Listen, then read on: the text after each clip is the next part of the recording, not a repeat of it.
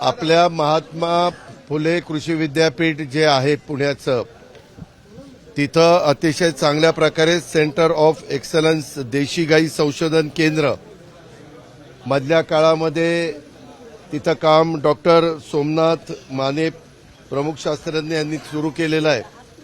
शासनाने त्याला निधी दिलेला आहे, परंतु आज प्लॅन आम्ही फायनल केला. जवळपास मिनिमम 50 ते मॅक्झिमम 60 कोटीचा प्लॅन आहे आणि त्याला मी आज मान्यता देऊन टाकलेली. आता त्याचं काम लवकरच आपलं भूमिपूजन करून सुरू होईल. सामाजिक न्याय विभागाच्या पुणे येथील आयुक्तालयाचं बांधकाम आपण सीपीआय कार्यालय त्याच्याच जवळ एक लेक आहे, तिथंच सामाजिक न्याय विभागाचं जागा आहे. तिथं दिव्यांगांचं पण ऑफिस म्हणजे त्यांचं कार्यालय, नंतर सामाजिक न्याय कार्यालय, असं सगळ्यांचं मिळून आपण जवळपास 225 कोटी रुपये खर्च करून ते कार्यालय करतोय. तेही मी मधल्या काळामध्ये ठरवलेलं होतं. त्याचे 6-7 आर्किटेक्टला आपण स्पर्धा लावली होती की कुणाचं वास्तू चांगली म्हणजे ड्रॉइंग चांगला असेल, एलिव्हेशन चांगलं असेल त्याला द्यायचं ठरलेलं होतं. तर त्याच्याचं आज सिलेक्शन आपण केलेलं आहे. आणि एक लवकरच आपण टाउन प्लॅनिंगचं ऑफिस आपल्या पुण्यामध्ये आहे, पण त्यांना चांगलं कार्यालय नाहीये. त्यांच्याकरता पण कार्यालय आता आपण करायचं ठरवलेलं आहे. पूर्वी सहकार भवनचं कार्यालय जे येरवड्याला आपण करत होतो ते आता साखर संकुलाच्या तिथं करतोय, त्याचंही काम सुरू झालेलं आहे. अशा पद्धतीनं आपल्या पुणे शहरामध्ये राज्य स्तरावरची जी महत्वाची कार्यालय होती त्याच्यामध्ये सारथीचं झालं, शालेय शिक्षणाचं काम अंतिम टप्प्यामध्ये, कामगार भवनचं काम चालू आहे, नोंदणी भवनचं काम त्या ठिकाणी अंतिम टप्प्यामध्ये, एक ॲडिशनलची प्रशासकीय इमारतीचं काम सुरू केलेलं आहे, सहकार भवन पणन भवनचं पण चालू आहे. त्याच्या संदर्भामध्ये असे जमावबंदीचं पण आपण त्या ठिकाणी कार्यालय करतोय. अशी बहुतेक सगळ्या सीपीचं कार्यालय अतिशय चांगलं, पुण्याच्या पिंपरी चिंचवड सीपीचं कार्यालय अतिशय चांगलं आणि एसपीचं पण कार्यालय अतिशय चांगलं. ही पण कार्यालय आता सगळे प्लॅन इस्टिमेट तयार झालंय. लवकरच या 3 कार्यालयाच्या बद्दल मुख्यमंत्र्यांची तारीख घेऊन भूमिपूजन करून त्याची कामं पण ते आम्ही सुरू करणार आहोत. अशा पद्धतीनं जिथं महाराष्ट्रातल्या लोकांचं, जिल्ह्यातल्या लोकांचं, अनेकांचं जाणं येणं होतं त्या ठिकाणी सगळ्या सुविधा देण्याचा प्रयत्न महायुतीच्या सरकारचा आहे आणि त्या माध्यमातून ही सगळी कामं हातामध्ये घेतलेली आहेत.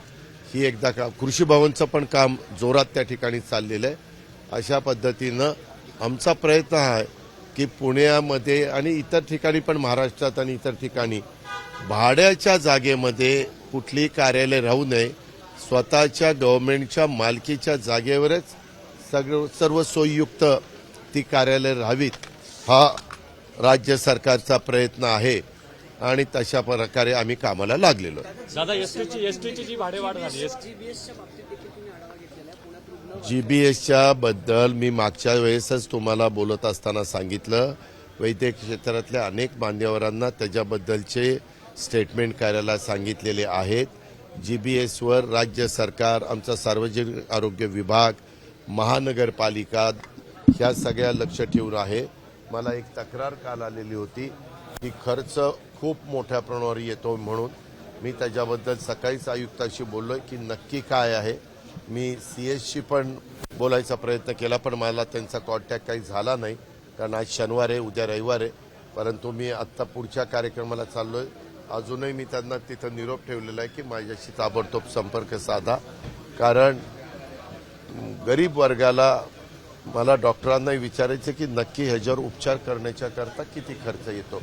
मागं अशा प्रकारचे गंभीर आजार आल्यानंतर सरकार त्याच्यामध्ये स्वतः पुढाकार घेतं आणि आपल्या राज्यातल्या जनतेचं आरोग्य चांगलं ठेवण्याच्या दृष्टिकोनातनं जी काही काळजी खबरदारी घ्यायची असते, जी काही आर्थिक बाब पण त्याच्याबद्दल सांभाळायची असते, ते सांभाळण्याचं काम राज्य सरकार करत असतं. एसटी भाड्याच्या बद्दल मी तुम्हाला मागेही सांगितलेलं आहे की एकंदरीतच आम्हाला जास्तीत जास्त नवीन बसेस घेऊन अतिशय चांगल्या प्रकारची सेवा ग्रामीण भागातल्या आणि शहरी भागातल्या लोकांना द्यायची आहे आणि तशा पद्धतीनं चर्चा अजून चाललेली आहे, परंतु पुढं कुठलाही अंतिम निर्णय झालेला नाहीये. कारण आपले मुख्यमंत्री परदेशात गेलेले पहाटे म्हणजे काल रात्री उशिरा आलेले आहेत. आता इथून पुढं हे बाकीचे जे काही प्रश्न आहेत की जे शेवटी अंतिम निर्णय मुख्यमंत्र्यांच्या कानावर घालून घ्यायचा असतो ते त्यांच्या कानावर घालून त्याच्याबद्दल जनतेला पण त्रास कसा कमी होईल आणि ते संस्था पण नीट कशी चालेल किंवा ते महामंडळ पण नीट कसं चालेल अशा प्रकारचा मध्यमार्ग आम्ही काढत असतो. कर्जमाफीला तुम्ही विरोध केल्याची एक बातमी होती. हे तुमच्या TV 9 वाल्यांनी बातमी सोडली. हे TV 9 वाला कोण इथे मला जेव्हा समोर आणा त्याला मी कुठंही त्यांना कळायला पाहिजे, थोडंसं काही डोकं पाहिजे की आपण काय बातम्या देतो. हे सूत्राला तर ते सूत्र मला बघायचंच एकदा. त्या सूत्र माझ्या हातात सापडू द्या, त्या सूत्राचा पुरा बंदोबस्त करतो. मी परवा पण एका कार्यक्रमामध्ये म्हणलं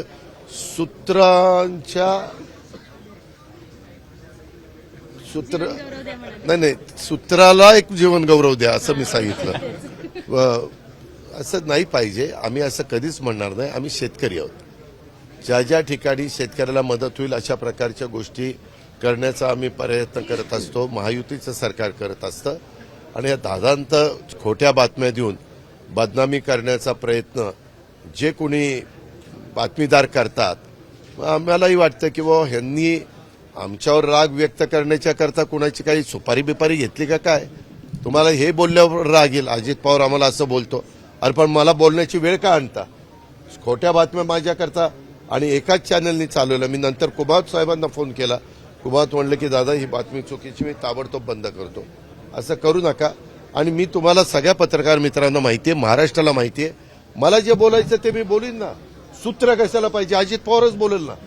लावा ना अजित पवार असं बोलला आणि ते काही लपून राहत नाहीत. म्हणजे तुमच्यासमोर बोलल्यानंतर आपल्या कॅमेऱ्यामध्ये कैदच होतं. तुम्ही काय कॅच करता ते.